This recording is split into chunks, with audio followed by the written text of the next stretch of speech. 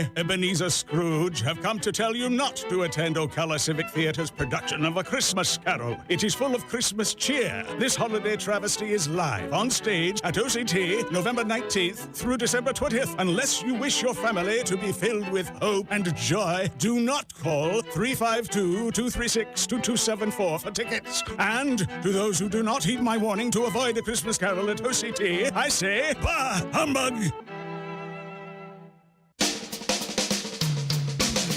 This is Ocala Talks with Tom Schmidt, bringing stories that are important to our community in and around Ocala. Plus, of course, a splash of sports as well. Now, here's your host, Tom.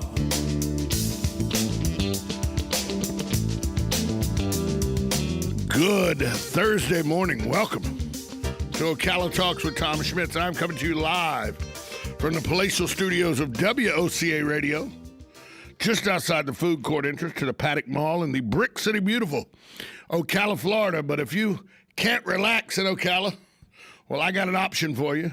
If you need to relax, it's only a drive away. We're talking about Miami Beach, Florida. Yes, that Miami Beach, Florida. With its 7 miles of beaches, its international cuisine, Miami Beach's art and culture, and you could win a hotel stay in Miami Beach and a tank full of gas. But you can only win if you call in and give us your name and phone number. Call 352-732-8000. That's 352-732-8000. Paradise, Miami Beach is only a drive away from your friends here at WOCA, The Source. Let's go out to a friend of WOCA, The Sources, Galen Unall from Life South. He joins us every day at this time to talk to us about whatever happens to come across his mind or my mind. So it could be something that's fruitful or something that's just a waste of time, Galen, with you and I get together. Well, yeah, I mean, you said you and I are two of the great minds of, I don't know, in some century we're going to be appreciated. I don't think it's this one, but at some point in history they're going to look back and those two guys, wow. How about that? You know, yeah. I was, you were talking about history and everything. I was driving in this morning listening to a national broadcast, and as I was driving in, and they were talking about, would you like to go 500 years in the future or 500 years in the past? Well, for me, it's a no-brainer. I'm going 500 years in the past. It's no-brainer for me because I'm a history guy. But then one guy was like, "You probably have died of the plague." Well, but you would know all the stuff that you know now. Oh, okay. No, you would be a time traveler. You couldn't do anything. You would know everybody. You would know everything that you know about history, but you would go back and and somebody was like, "Well, yeah, but you would go back. And you would cure COVID, right? That's the first thing you would do." And I go, no, you'd have to go back. You couldn't go back and say, hey, 500. You couldn't go back and say, hey, 500 years from now, there's going to be a bad plague outbreak, and the whole world's going to freak out, and they're going to close down economies, and they're going to shutter governments. You got to do something about it now. People would be like, yeah, crazy, man, whatever. Well, they didn't even have penicillin. Right. 500 years ago. I would start with, how about eating this rotten cheese? Yeah. Let's do that, Well, that's what I would say. You'd have to go with small things like, hey, that milk could last a lot longer if you use this process, and show them pasteurization. Or you know what I would do? I would come back to America and give my people the wheel. Well, that would be. Oh, you would be great. We would maybe have a fighting chance against the colonies, the colonizers. Well, and I would start with small little things like, hey, that Columbus guy, he was on to something, even though he's an idiot and he killed a bunch of he's going to murder a bunch of people through genocide. He was on to something. There's a vast land over there, and England's going to try to take it from everybody. So we have to make sure England doesn't take it from everybody. Do little things like that to show the world that, hey, how did you know that was going to happen? Sure. Build the trust up before you drop the COVID bomb on them. But somebody said, I'm with you. Somebody said, if you go 500 years to the future, that would be cool unless you got there and the apocalypse had happened and nobody's there but you. I hadn't thought of that before. That would be. Well, time travel is. There's entire segments of the internet that believe in time travel, and that if you time traveled, you'd have to find out exactly where the Earth would be when you went there so that you could meet up with it. I mean, people go really in depth with it, and I tell people all the time, and I'm an expert in time travel because I've seen all of the Back to the Future movies multiple times. Well, and what was the movie? What was the movie that starred? What was the television show about the guy who could time travel and he could morph into other people's bodies? Oh, Quantum Leap. Quantum Leap, yeah. That was Scott Bakula. Yeah. Scott Bakula. There you go. Hey, so it came out yesterday that Ohio and the Big Ten are Democrats because when they don't like the way a situation's going, they change the rules midstream. And the Big Ten voted yesterday to alter its rules and allow a team that may not have 6 games played to still qualify for their end of the season championship game, therefore allowing Ohio State to play in the championship game and possibly get 6 wins, which would then qualify them for the bowl championships playoffs. I got a serious problem with a team only with 5 games, championship game maybe 6 games, playing teams that have played 9, 10 games. I think there's a serious. I know the game of football. I know you know the game of football. There's a serious advantage to a team that only has played 6 football games compared to a team that's played 9 or 10, just in attrition from wear and tear on the body. Am I just, what is going on? Is this bizarro world? Nobody understands that? No, I do respect what you're saying. But let's be clear. Back in June, we would have just been happy if anybody got 5 games. I mean, we're dealing with issues that are much bigger, and I have no problem with if Ohio State wins their championship game that they play in the Final Four. I have no problem with that. Yeah, but the rules in July said that they couldn't even qualify for the championship game. You know, the rules are all different this year. You know, the rules because of COVID and the disaster that it is changing everything. And again, you know what? If they're one of the 4 best teams, let them play. All right, let me ask you this question. Because you don't know who the 4 best teams are. Let me ask you this question. Because of the way the schedule's run. Let me ask you this question. If it was, say, Purdue, would they change the rules? No, because, you mean if you're saying if Purdue is still undefeated. Would they change the rules for Purdue? Or did they change? I'm figuring the only schools to get that rule change are Ohio State, Michigan, and possibly Penn State. Everybody else in the Big Ten, the rule doesn't get changed. Wisconsin. Nope, doesn't change. Again, if somebody's undefeated and they beat Ohio State already, I think they would change it. I think the Big Ten wants representation in that game. They want that cut of the What about money. this? What about this? What about this? Because of COVID and because you had you say, you know what, guys, because of this year, how weird this year is, and you didn't qualify to play in the game, we're going to give you something that you say.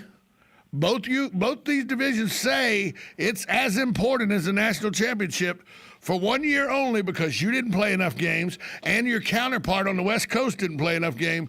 We're going to really have a true back in the old days Rose Bowl with the Big Ten playing the Pac-10 or the Pac-12 now. You guys have that, but because you didn't qualify, you can't play in the national tournament. But you still get this big TV revenue and it's Big Ten, Pac-10, which harkens back to the old days. So everybody's happy, especially me, because there's no way a team with only 6 games should play. I mean, it's not going to happen because of COVID. They can't play out of conference. It's one of the requirements that they made, except for the national championship game. I mean, I get it. I understand what you're saying. I feel your sentiment, but at this point, let them play their big. Okay, but let's just take it. Okay, don't worry about. I mean, we can do games, this all day. COVID. I mean, it's no, but let's talk strictly along the guise of football. There's a distinct advantage Ohio State will have over the other 3 teams in the playoffs if they make the playoffs from attrition. I'm not sure that's true because there is such a break between the two games. So I don't believe that to be that big of a deal in college, because you have at least 3 weeks between your conference championship game. 3 weeks with only 6 games on your body, and 3 weeks with 9 games on your body. Yeah, significantly different. Well, some of those games weren't really games. I mean, Trevor Lawrence missed several because of COVID.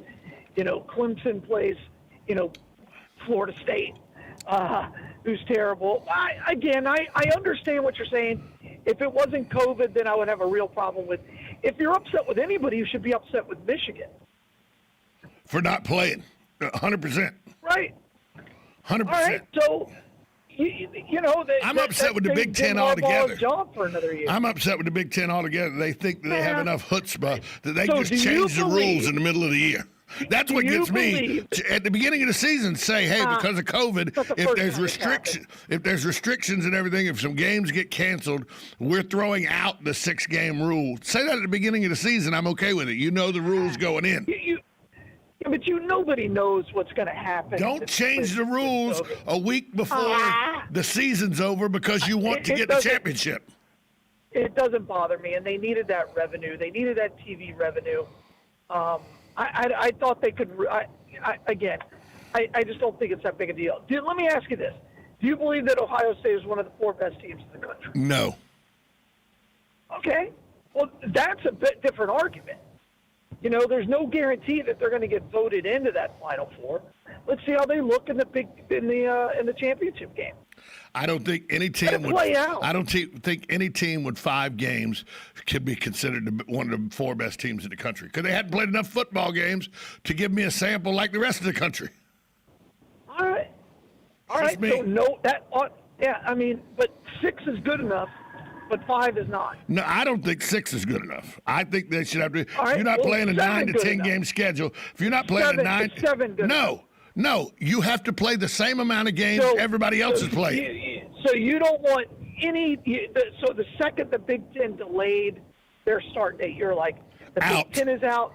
The Pac-12 is out. Yep, 100%. As soon as they delayed their start, they should have been ruled ineligible, in my opinion. That's just how I look at it. Basically, the SEC. Basically, be 2 teams from the SEC and 2 teams from the ACC. 100%. Unless you're going to throw Utah in there or something. Well, all I know is that no Utah is in the Pac-12. All I know is that the ACC, the SEC, the ACC, the what used to be the Big 8, which is now I don't even know what it is with West Virginia and Oklahoma.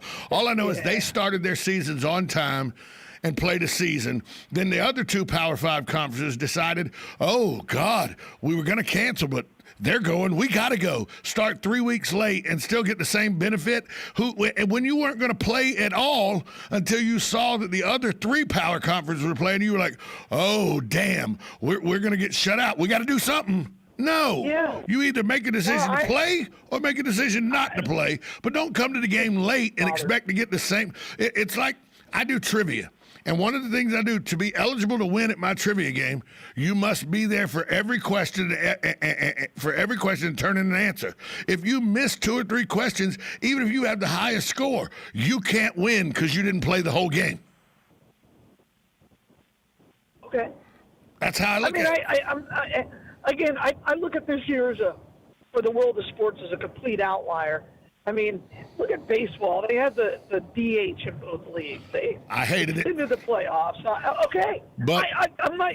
See, there's a difference. I don't like it, but you don't have a choice but to accept it. In my mind, 1994 and 2020 does not have any World Series winners or anything because they weren't real baseball seasons. Somebody goes, well, Tom, if the Braves had beat the Dodgers and would have won the World Series, I'm a huge Braves fan. Still wouldn't have been an actual World Series to me because it wasn't 162 games. All right. Then this year wasn't a real World Series. It was not. I get it. Nothing in 2020 has been real sports-wise. The NBA, none of it to me. You just nailed it. So it doesn't matter who wins this national championship this year. It will have an asterisk in your mind. 100%. So you're right. So you don't care who plays. Well, I care. You don't care who plays. I care when I'm watching it who wins. But you're right. You're right. You're right. I just killed my own argument. You're entirely correct. Sure did. I did. Killed my own argument. Again, talked myself right out of it. You know what? Just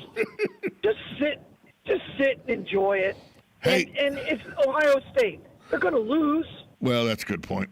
Hey, let's take a break, and then we'll come back. I'm going to tell you about this fish that was caught in Kentucky, 9-pound fish. Why is a 9-pound fish so important? Well, it's not really, but it's unusual. We'll talk about that next. You're listening to Ocala Talks with Tom Schmitz. Galen Unall from Life South, brought to you by the good folks from Penn Flooring and Palm Garden. We'll be right back after this short timeout. I'm Jan from Palm Garden. Christmas in 2020 sure looks different than it has in years past. I'm Crystal, and it's fair to say this year has been like no other for the healthcare and the whole community. We want to thank our frontline staff who continue to care for our residents every day. And thanks to the family members who have been unable to visit for so long. We wish each and every one of you a blessed holiday season. Merry Christmas from Palm Garden.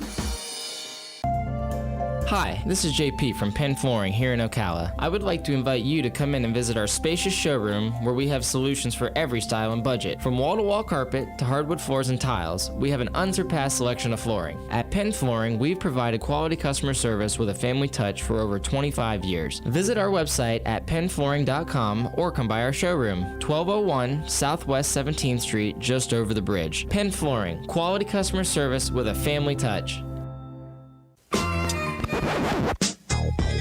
Now you did it. Are you completely insane? He's back.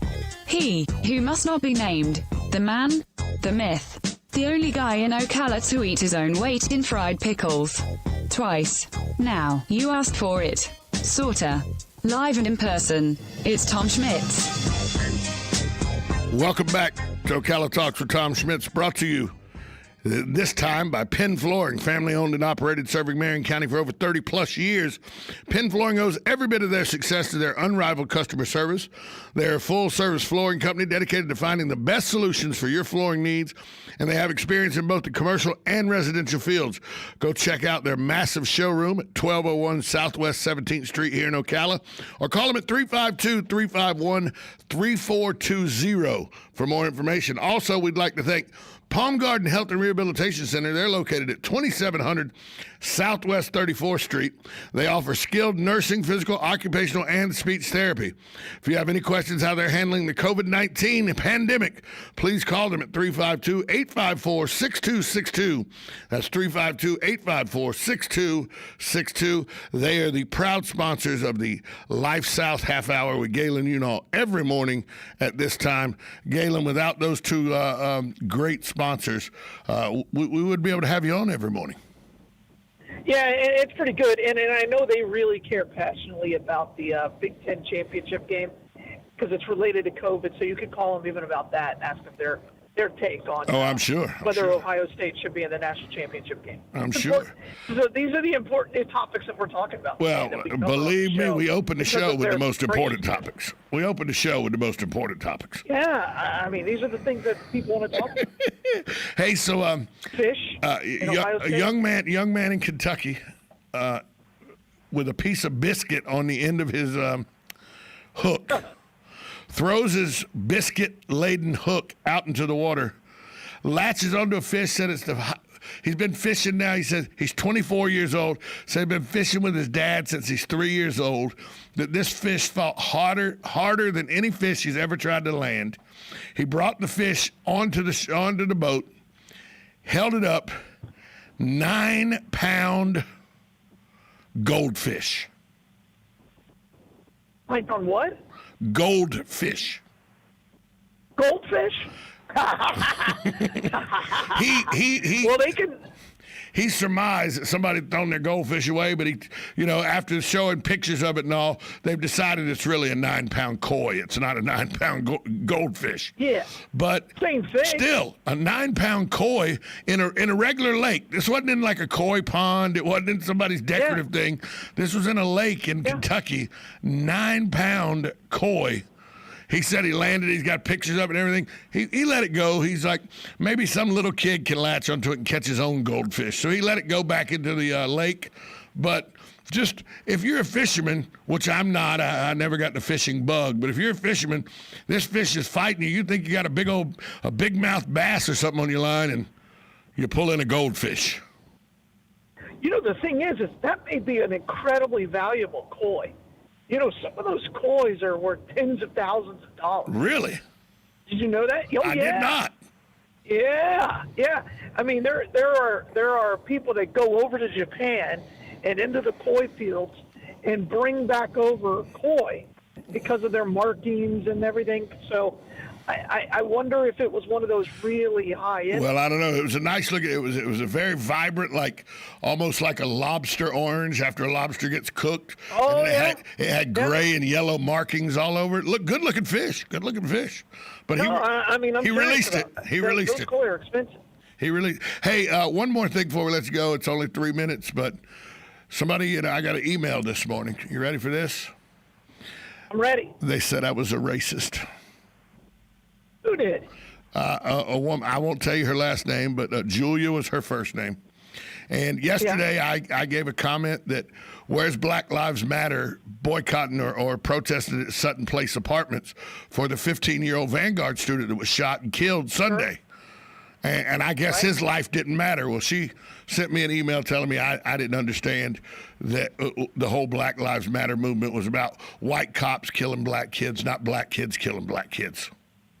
Oh, the organization is about destroying the patriarchy and destroying the family unit, and is about communism.